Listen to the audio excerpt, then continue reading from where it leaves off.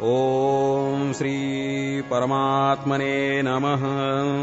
अथ पंचदशोऽध्यायः। श्रीभगवानुवाच ऊर्ध्वमूलमधःशाखमश्वत्थं प्राहुरव्ययम् छन्दांसि यस्य पर्णानि यस्तं वेद स वेदवित् अधश्चोर्ध्वं प्रसृतास्तस्य शाखा गुणप्रवृद्धा विषयप्रवालाः अधश्च मूलान्यनुसन्ततानि कर्मानुबन्धीनि मनुष्यलोके न रूपमस्येह तथोपलभ्यते नान्तो न चादिर्न च सम्प्रतिष्ठा अश्वत्थमेनं सुविरूढमूलमसङ्गशस्त्रेण दृढेन छित्त्वा ततः पदं तत्परिमार्गितव्यं यस्मिन् गता न निवर्तन्ति भूयः तमेव चाद्यं पुरुषं प्रपद्ये यतः प्रवृत्तिः प्रसृता पुराणी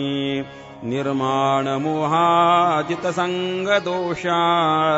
अध्यात्मनित्या विनिवृत्तकामाः द्वन्द्वैर्विमुक्ताः सुखदुःखसंज्ञैर्गच्छन्त्यमूढाः पदमव्ययम् तत् न तद्भासयते सूर्यो न शशाङ्को न पावकः यद्गत्वा न निवर्तन्ति तद्धाम परमं मम एवांशो जीवलोके जीवभूतः सनातनः मनःषष्ठानीन्द्रियाणि प्रकृतिस्थानि कर्षति शरीरं यदवाप्नोति यच्चाप्युत्क्रामतीश्वरः गृहीत्वैतानि संयाति वायुर्गन्धानि वाशयात् श्रोत्रं चक्षुस्पर्शनं च रसनं घ्राणमेव च अधिष्ठाय मनश्चायं विषयानुपसेवते उत्क्रामन्तं स्थितं वापि भुञ्जानं वा गुणान्वितं विमूढानानुपश्यन्ति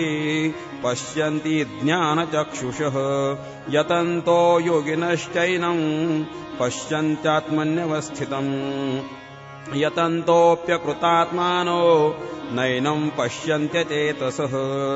यदादित्यगतं तेजो जगद्भासयतेऽखिलम् यच्चन्द्रमसि यच्चाग्नौ तत्तेजो विद्धि मामकम् गामाविश्य च भूतानि धारयाम्यहमोजसा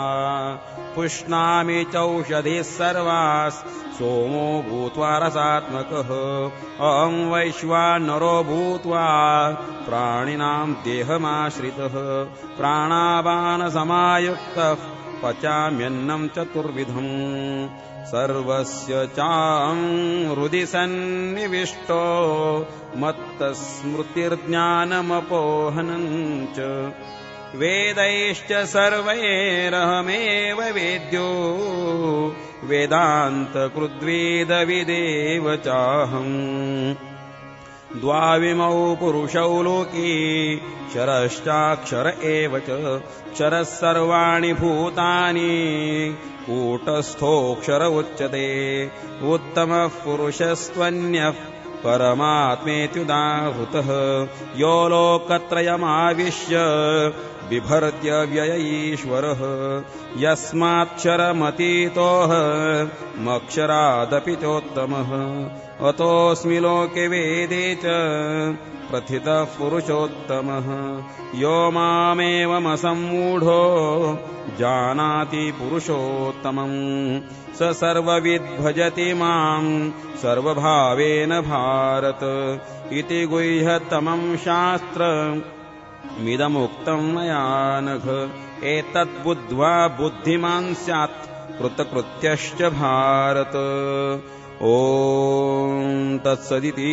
श्रीमद्भगवद्गीतासूपनिषत्सु ब्रह्मविद्यायां योगशास्त्रे श्रीकृष्णार्जुनसंवादे पुरुषोत्तमयोगो नाम 15 अध्यायः।